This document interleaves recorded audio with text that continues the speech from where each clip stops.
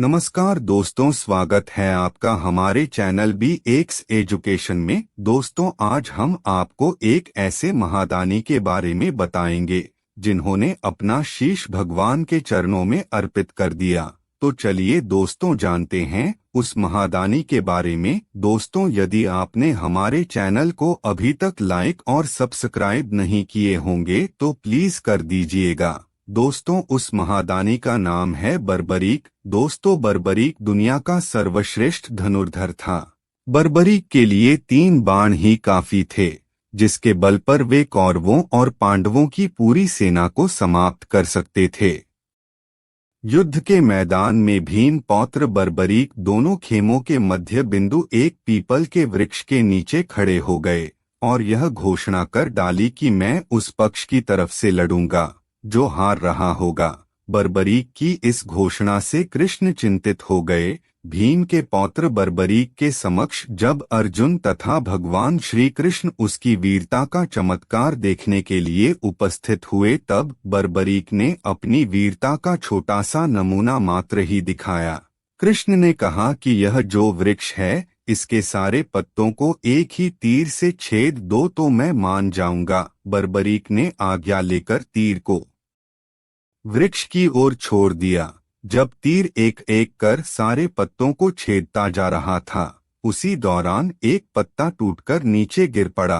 कृष्ण ने उस पत्ते पर यह सोचकर पैर रखकर उसे छुपा लिया कि यह छेद होने से बच जाएगा, लेकिन सभी पत्तों को छेदता हुआ वह तीर कृष्ण के पैरों के पास आकर रुक गया। तब बर्बरीक ने कहा कि प्रभु, आपके पैर के नीचे एक पत्ता दबा है, कृपया पैर हटा लीजिए, क्योंकि मैंने तीर को सिर्फ पत्तों को छेदने की आज्ञा दे रखी है, आपके पैर को छेदने की नहीं।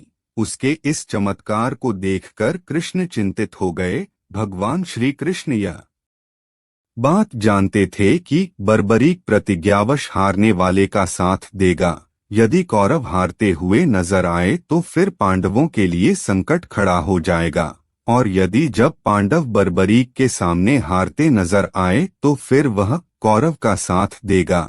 इस तरह वह दोनों ओर की सेना को एक ही तीर से खत्म कर देगा। तब भगवान श्री कृष्ण ब्राह्मण का भेष बनकर सुबह बर्बरीक के शिविर के द्वार पर पहुंच गए और दान मांगने लगे। बर्बरीक ने कहा, मांगो ब्राह्मण, क्या चाहिए? ब्राह्मण रूपी कृष्ण ने कहा कि तुम दे न सकोगे, लेकिन बर्बरीक कृष्ण के जाल में फंस गए और कृष्ण ने उससे उसका शीश मांग लिया। बर्बरीक द्वारा अपने पितामह पांडवों की विजय हेतु स्वेच्छा के साथ शीश दान कर दिया गया। बर्बरीक के इस बलिदान को देखकर दान के पश्चात श्री कृष्ण ने बर्बरीक को कलियुग में स्वयं के नाम से पूजित होने का वर दिया। आज बर्बरीक को खाटू श्याम के नाम से पूजा जाता है। जहां कृष्ण ने उसका शीश रखा था, उस स्थान का नाम खाटू है। दोस्तों, यह जानकारी आपको कैसी लगी? मिलते हैं अगले वीडियो में, तब तक के लिए जय हिंद, वंदे मातरम।